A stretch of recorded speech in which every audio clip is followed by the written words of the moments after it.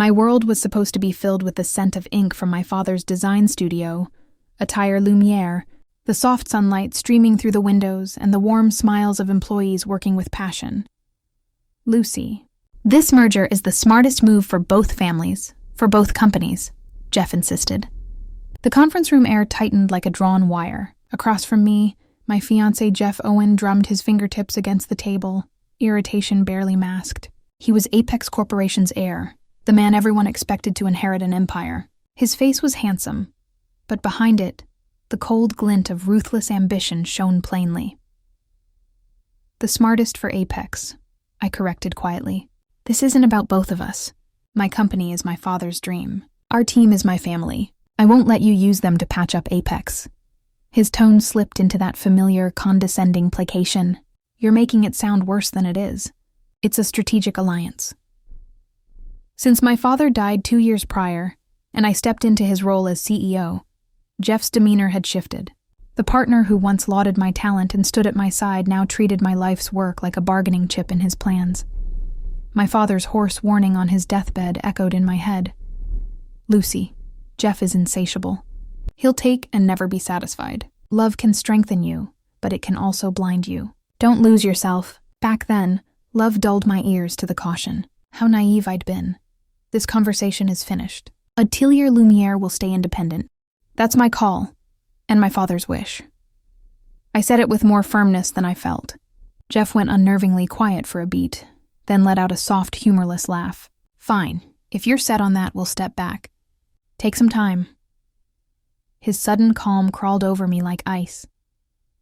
That evening I returned home to find my younger sister Alyssa curled up in the living room. She'd always been a dreamer, captivated by shimmer and glamour. Her admiration of me had always been tangled with something more complicated, envy hidden beneath adoration. Welcome home. Lucy, look what I found. She waved her phone, a postcard of a sunlit tropical resort on display. Jeff said you've been under too much pressure. With that big design contest in Italy next week, he thought a break would do you good. So he organized everything. An overseas getaway. It felt abrupt, but the contest was important, perhaps pivotal for the firm. Alyssa's wide-eyed encouragement and Jeff's sudden tenderness stirred a sour unease inside me. Still, I couldn't ignore the chance to elevate the company. Thanks, Alyssa. I'll consider it. In the end, I accepted their generosity and flew to Italy. I buried my doubts in work and focused on the competition, and I won. The exhaustion that followed was accompanied by a swelling pride. Surely a victory like that would quiet Jeff's talk of mergers. It felt like armor for the company I loved. But when I unlocked my apartment door the next day, something was wrong. The room smelled faintly of vanilla, not Alyssa's usual fragrance. Confusion nudged me toward the bedroom. I yanked open the closet and my breath stopped. The wedding dress I'd fashioned from my late mother's cherished lace, preserved and sacred, was gone. Panic hit like a physical blow. My phone vibrated. Sandra, my closest friend and a brilliant attorney, was calling. I answered with my voice trembling. Sandra, what's happened? Her voice was unnaturally steady. She only sounded like that when the news was bad. Sit down, Lucy. Her words dropped like a stone. Alyssa and Jeff married yesterday. For a suspended second, the sentence had no weight. Then reality shattered. What are you saying? I asked uselessly. In your lace. In your dress. Those words detonated inside me. Cold nausea rose up, numbing and furious. Check Instagram, Sandra said. They're all over it. Looks like they planned everything while you were away. I'm so sorry I didn't see it sooner. The call ended. My hands shook as I opened the app. There it was, the betrayal in glossy photos. Alyssa in my dress, smiling like she belonged where she had no right to be. Jeff holding her close beneath ornate chandeliers. A lavish ceremony and a reception full of clinking glasses and staged joy. After each image, another stab. Guests, close-ups, laughter that felt rehearsed. The latest post's caption read, "The moment we knew fate had found us." Sorry, Lucy, but sometimes love and business can't wait. It all fit together with sick precision. The trip, Alyssa's suggestion, Jeff's sudden softenings, the word business that had seemed innocuous before. This wasn't a simple theft of a fiancé. It was a calculated attempt to remove me, to claim Atelier Lumiere, to erase my father's legacy and everything he'd built. A bitter, small laugh escaped me, edged with something colder. Rage honed into stillness.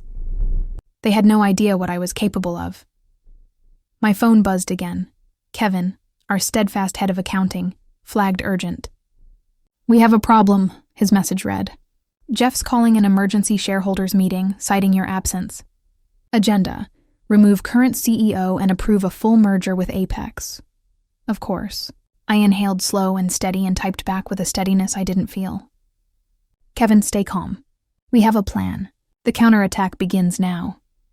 I was done being the woman who could only collapse into tears. I would defend my father's company and every person within it. If I needed to become something harder to win, then I would. I dialed Sandra without pause. "Sandra, it's me. No time for tears. This is war." She murmured the thing I needed to hear. "Where do we start?" "Find me the best IT investigator. Someone who used to operate in the gray areas. A hacker turned forensics pro. Get me access to Jeff's devices, company servers. Trace transfers, follow the women, whatever it takes. I don't care about the cost. I know someone." "Next," I said. "Their marriage. We need to explore whether it can be voided. There may be civil claims, deceit, fraud, substantial damages. They rushed while you were technically still my fiancé. There could be loopholes." I paused, staring into the night. Their true target was clear: neutralize me and swallow the company. They'd smear me, pressure our partners, pull loans. I'd twist every attack into their ruin.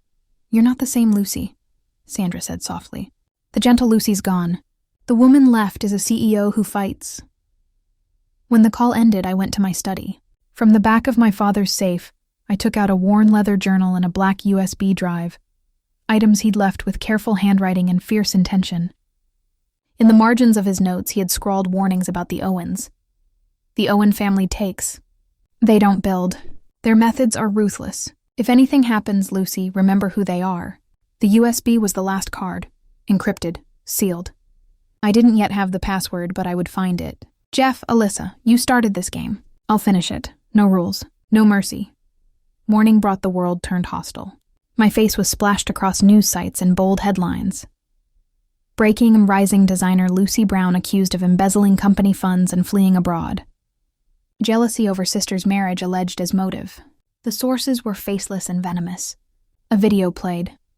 Alyssa, tearful and trembling, delivering a rehearsed lament about how she'd been forced into a corner, how she discovered betrayals and took action.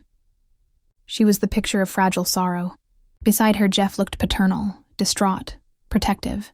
The comments filled with contempt. Homewrecker, disgrace, the worst kind of traitor. Calls flooded our lines. Partners severing ties, banks re-examining our credit, terrified staff demanding answers. "Is it true? What will happen to us?" Their panic pressed at my chest. Jeff's strike was sharp and total. He wasn't merely humiliating me. He meant my destruction. Everything my father entrusted to me teetered. That afternoon I sat before my father's portrait, the clouds outside roiling like a mirror to my doubts. Perhaps this was the end. "Dad," I whispered, remorse choking my words. "I'm sorry I couldn't protect your work." A soft knock at the door interrupted the cold. I opened it to find Kevin standing there, worry carved into his features. He held a thick folder in his hands. "Please don't face this alone. We believe in you, the way we believed in your father." I swallowed and reached for the file. He opened the file. Inside were detailed accounting records, meticulously organized. Several pages were marked with red tabs. Jeff signed multiple shady consulting contracts over the past month, totaling about $500,000, but the firms he's dealing with, paper companies, no real operations, and where the money's going. He pointed at a document, a list of private investors currently buying up a tier Lumiere stock. I looked into them. All of them are Jeff's old college friends or shell employees from Apex. He's using our company's money to secretly buy out our own shares. He's embezzling our funds to steal our company. Yes, and at this rate, he'll have majority control by next week's emergency shareholders meeting. A rush of blood thundered in my ears. Jeff was using my company's money to launch a hostile takeover. Kevin, thank you. This is exactly the evidence we need. We're with you until the end. That's a promise I made to your dad. His steady words reignited a fire inside me. I wasn't alone. That night, Sandra called. Lucy, that investigator you asked for, he's incredible. Codename Zero. Former white hat hacker. There's nothing in the digital world he can't find. Can he start immediately? He already has. He's inside Apex Corporation servers as we speak, and he's found something juicy. Sandra sent over an image through a secure encrypted app. It was an internal Apex document. Confidential financial data. Look at this. The Owen family is drowning. Years of reckless investments, massive debt. The banks are cutting them off. This is why they want a Tyler Lumiere so badly. Your company's clean assets and high credit rating. They're desperate for it. So that's why they push so hard. Exactly.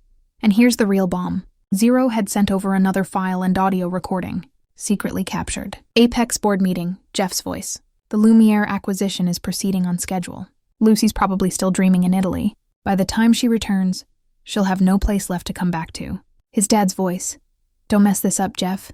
That company is our last lifeline. Do you have any idea how hard it was to remove Lucy's father? That stubborn old man. Jeff's voice. I know, Dad. He conveniently dropped dead from overwork. His daughter will follow the same fate if she resists. That is, I stopped breathing. My father's death wasn't just exhaustion. They planned it. Sandra, yes. This isn't just a hostile takeover anymore. This is a crime. We should call the police. Wait. I cut her off, my voice trembling. Not yet. If we want to destroy them completely, socially and legally, we need something bigger. And we need to save Alyssa. Alyssa. Lucy, she betrayed you? No, she's a victim too. That recording proves it. Jeff will toss her aside the moment she's no longer useful. She's being used. I have to wake her up. From that day on, my counterattack began in earnest quiet, but relentless. Through Sandra, I tried to reach Alyssa. But if I approached her directly, she'd only shut down. So instead, I went through the one person she might still trust. Her best friend, Kelly. Sandra met with Kelly, and under the condition of anonymity, began feeding her bits of information, warning her of Jeff's true nature. Your friend is in danger. If this goes on, she'll be left to take the fall and possibly end up in prison. At first, Kelly was skeptical. But when she saw the evidence Apex Corporation's crumbling financials, Jeff's long history of manipulation and womanizing her expression changed. At the same time, Kevin and I worked to unify our team. I gathered all the employees and told them everything, every lie, every attack, every threat Jeff had made against us. The employees, once shaken by the rumors, quietly listened as they began to understand the truth. I'm sorry for the fear and confusion, but I will not give in. I will protect this company, the dream my father built, and the workplace you've all fought for. Please stand with me. A young designer stood up. We love working here. We're proud of what Atelier Lumiere stands for. Please let us fight with you until the very end. One by one, voices joined in. We're with you. I held back the tears that threatened to fall. I was surrounded by such warm, unwavering support. Meanwhile, Zero's investigation uncovered something deeper. An offshore account in Alyssa's name, secretly set up by Jeff. And when he followed the money trail, he made a shocking discovery. Lucy, this is big. Jeff didn't just stash the embezzled funds, he funneled some of it into another account. Another account? Yeah, a Swiss private bank. And the money is being used to hire industrial spies. Zero sent over chat logs conversations between Jeff and a man known in the underground for stealing corporate secrets. Jeff, did you get the blueprints for Atelier Lumiere's upcoming project? Spy delivered. The data is encrypted and sent. But Lucy Brown's tough. Her computer security is insane. Jeff doesn't matter. After next week's shareholder meeting, it's over. No matter what she does, it'll be too late. They had stolen the unreleased designs Our Future. One piece after another fell into place. Embezzlement, betrayal of trust, data theft, and the truth behind my father's death. All that remained was the final piece, the black USB my father left behind. I spent hours every day trying every password I could think of. My father's birthday, my mother's death, the company's founding date. Every time the same message, access denied. Dad, what were you trying to tell me? I reread his journal over and over, but found nothing. The emergency shareholders meeting was just 3 days away. Then through Sandra, a message came from Kelly. Lucy, something's wrong with Alyssa. She looks scared whenever Jeff is around. I saw her crying and refusing to sign some documents. Today, she told me she found a bank statement from an overseas account and she swears she doesn't know anything about it. There was no doubt. Jeff was preparing to frame her to pin the crimes on her and walk away clean. Sandra, we need to get Alyssa out of there now. Work with Kelly. Get her to a safe place before Jeff finds out. Got it, but will she listen? Play her the audio recording. Let her hear Jeff and his father talking about what they did to my dad. That'll wake her up. I sent Sandra the recording, the one where Jeff and his father spoke so casually about orchestrating my father's death. It had to be the shock Elisa needed. The day before the shareholder meeting, I sat alone in my office, flipping through my father's journal. We had enough evidence to bury Jeff legally and socially, but I knew the real truth. What my father really wanted me to know was inside that USB. Then I noticed something I'd missed. On the very last page, a faint ink stain like a tear, and in the corner, barely legible in delicate fountain pen, were the words, "The day you gave me that sketch, your first drawing of me, I'll never forget it. A treasure forever. 19980516, May 16th, 1998. My 6th birthday, the day I gave my dad his first crayon portrait, his smiling face drawn with love." No, could it be? Hands trembling, I inserted the USB again, typed 1199800516, pressed enter. Click. The screen lit up. Access granted. One video file titled "To my beloved daughter, Lucy." I held my breath and clicked on the file. On screen appeared my father, thinner than I remembered, but smiling gently. "Lucy, if you're watching this, it means something happened to me and you're now fighting alone to uncover the truth." His soft voice filled the room. "Let me be direct. Jeff Owen is our enemy. He stole my company's technology, poached my staff, and mentally cornered me. All of it calculated moves to take a Tyler Lumiere legally. I resisted, but I may be nearing my limit." My father paused, then coughed weakly, clearly struggling. "But Lucy, don't let revenge consume you. True strength doesn't lie in destruction. It lies in protecting, nurturing. You have that power. This video is my final gift to help you do just that." He then held up a document to the camera. "This is a confidential contract between the founder of Apex Corporation, Jeff's grandfather, and myself. In exchange for my technical contributions, the Owen family agreed to ensure Attire Lumiere's permanent independence and to never pursue a hostile takeover. If they violate this agreement, all rights Apex holds concerning Attire Lumiere become void." It was the ultimate reversal, the ace in the hole, our family's final trump card. "Lucy, I hope you find happiness live strong." The video ended. I sat frozen. Tears streamed silently down my cheeks, falling onto the keyboard. "Thank you, Dad, I'll fight, just like you taught me to protect what matters." I stood up and looked out at the night skyline. The air felt like the stillness before a storm. "Jeff Owen, your party's over. Tomorrow's shareholder meeting will be your execution." The hotel hall hosting the emergency shareholder meeting was thick with tension. Whispers of worry buzzed from board members and shareholders. Cameras flashed non-stop. At the center of it all stood Jeff Owen, puffed up like a conquering hero. Next to him was his father, the chairman, looking visibly shaken. But Alyssa was nowhere to be seen. Jeff's face briefly flickered with unease before he plastered on a smug smile. From the back of the room, Sandra and I watched in silence. I wore a sharp black suit. A few shareholders turned and shot me contemptuous looks, but I barely felt them. "We now call to order this emergency shareholder meeting for Attire Lumiere." The chairman's voice silenced the room. Jeff stepped forward and theatrically cleared his throat. "Ladies and gentlemen, thank you for gathering here today. As the largest shareholder and as Lucy Brown's former fiancé, deeply regret the circumstances that have brought us here." He looked around, feigning pain. "After she embezzled funds and vanished, Attire Lumiere stands at a crossroads. In response, I have made a difficult decision. I propose that Apex Corporation absorb and rebuild this historic company, and as a first step, formally submit a motion to dismiss Lucy Brown as CEO. Jeff's voice rang out across the hall. His loyal shareholders responded with eager applause, as if they'd been waiting for this moment, just as the chairman prepared to call the vote. Objection. My clear, unwavering voice cut through the tension in the room like a blade.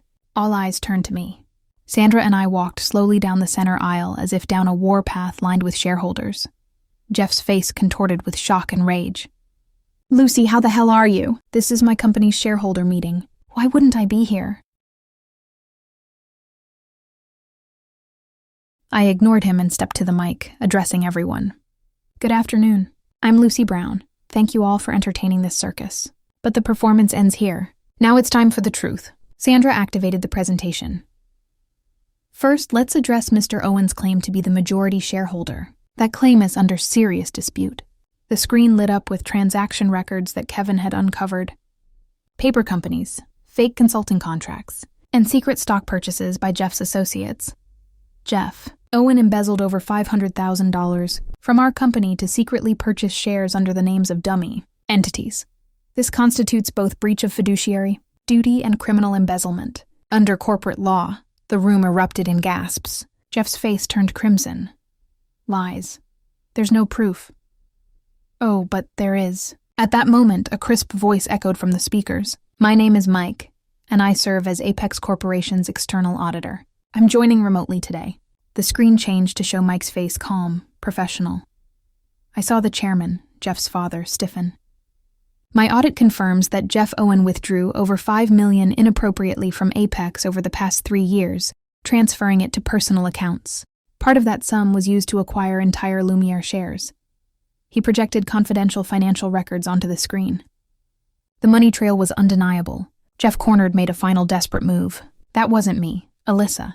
It was all Alyssa's idea. She manipulated me. It was all her doing. Pathetic. But that's exactly what I was waiting for." "Alyssa, you say?" At my signal, the doors of the hall swung open and Alyssa entered, accompanied by Sandra. Her eyes were still clouded with fear, but her steps held a faint glimmer of resolve. Sandra spoke firmly. "Miss Alyssa Brown is now our client. She is currently preparing criminal charges against Jeff Owen for coercion and fraud." "While what?" Jeff was stunned. He turned and glared at Alyssa, but she didn't flinch. "Jeff, I can't keep lying for you. Lucy, I'm so sorry." And then the final blow. "But Jeff Owen's crimes don't end there."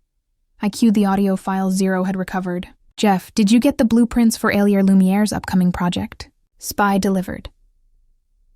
The audio clip proving Jeff's collusion with the industrial spy echoed through the hall. The whispers among the shareholders turned to outrage. Chairman Owen turned ghostly pale, nearly collapsing on the spot. "Jeff Owen, you're a fraud, a thief, and an embezzler." I looked down at him in complete silence and spoke quietly. There is no need to vote on his dismissal because as of now, he is no longer even a legitimate shareholder of this company. Shares acquired through criminal profit hold no voting rights. I turned to face the entire room. "Ladies and gentlemen, I will rebuild entire Lumiere, and I promise you, it will be stronger, bolder, and more creative than ever before." In response to my powerful declaration, the room erupted this time with genuine, thunderous applause. One by one, I read the names of the board members who had supported Jeff and submitted motions for their removal. Every one of them passed unanimously. The battle was over. Victory was ours. As I stepped down from the podium, uniformed officers waiting at the entrance began to approach Jeff Insolence. "Mr. Jeff Owen, we'd like you to come with us for questioning." He looked too defeated to resist. As he was escorted out, he turned back, his eyes hollow, and whispered in my ear, "Don't think you've won. Lucy, if you bring me down, the truth about your father's death will come out. You think I killed him? That deal he made with me, it's what broke him." A sharp jolt shot through my chest, but I didn't flinch. I leaned in and whispered back, "I know, but Jeff, you still haven't seen my real trump card." For the first time, true fear flashed across his face. The battlefield masquerading as a shareholder meeting was over. Silence remained in its place. Jeff was taken into custody, charged with multiple offenses. Chairman Owen also faced serious legal scrutiny for his involvement and attempts to cover up his son's crimes. The media turned on a dime. Their headlines now proclaiming, "The Phoenix returns. Tragic heroine triumphs. Genius designer topples corporate evil." But my battle wasn't over yet. Jeff's final words, "Your father's death is partly your fault," too clung to me like a curse. A thorn lodged deep in my heart. That night in the CEO's office, I played the video my father had left behind this time. In front of the prosecutor assigned to the case and the Owen family's legal representative, Sandra and Mike stood beside me, tense and silent. My father appeared on screen, calm, gaunt, but determined. He spoke of the pressure from Jeff, of stolen technology, of the psychological torment. And finally, he revealed the confidential agreement, the one that guaranteed Attire Lumiere's independence. If Apex Corporation violates this agreement, they forfeit all rights and claims to Attire Lumiere. The moment the video ended, the Owen family's lawyer wiped the sweat from his brow and looked up at the ceiling. This wasn't just a contract. It was a death sentence for Apex Corporation. Every action they had taken against Atelier Lumiere now constituted a breach of contract, making them liable to repay all unlawfully obtained licensing fees and profits retroactively. For the already crumbling Owen Corporation, it was the final fatal blow. The prosecutor turned to me. "Ms. Brown, this video will serve as critical evidence of Jeff Owen's malicious intent. His charges will no longer be considered financial crimes alone. Even in death, my father had protected me, protected us." Weeks later, Alyssa visited my office. Gone were the glamorous clothes. She now wore a plain suit and carried herself with a quiet seriousness. "Lucy," she apologized deeply. "I'm truly sorry. I couldn't see anything clearly. Jeff's sweet words and my jealousy toward you. I lost myself." I said nothing, just watched her. "I know I don't deserve forgiveness, but I want to spend the rest of my life atoning for what I've done. Sandra's taken me on as an apprentice at her firm. I want to help people like me, people who were tricked and hurt." Her eyes held no doubt. She was beginning to walk her own path. "Alyssa," I finally said softly, "your life is just beginning. Make it count." "Thank you, Lucy." I watched her leave the office with quiet dignity. Maybe, just maybe, the twisted bond between us had begun to mend through this long, painful war. As predicted, Jeff received a heavy sentence: embezzlement, breach of fiduciary duty, data theft, destruction of evidence, and indirect involvement in my father's death. 15 years. He screamed in court, "I'm the victim here." But no one listened. Even his former allies and father abandoned him. Alone in prison, he would face the weight of his sins. Apex Corporation effectively collapsed. The secret contract triggered a massive damages suit. The once mighty empire crumbled like a castle of sand. Chairman Owen resigned. The Owen family name was disgraced beyond repair. Ironically, Mike, the very man who had helped expose their crimes, was appointed to oversee the company's liquidation. He handled it professionally with no personal bias. That was just who he was. Attire Lumiere made a miraculous comeback. The scandal, though harrowing, had catapulted the company's name into the spotlight and established me as a designer who refused to bow to corruption. Our team rallied stronger than ever, pouring their energy into creating bold, groundbreaking designs. Like my father before me, treated my employees as family. I poured everything into building an environment where their talents could truly shine. Mike became my most trusted professional partner.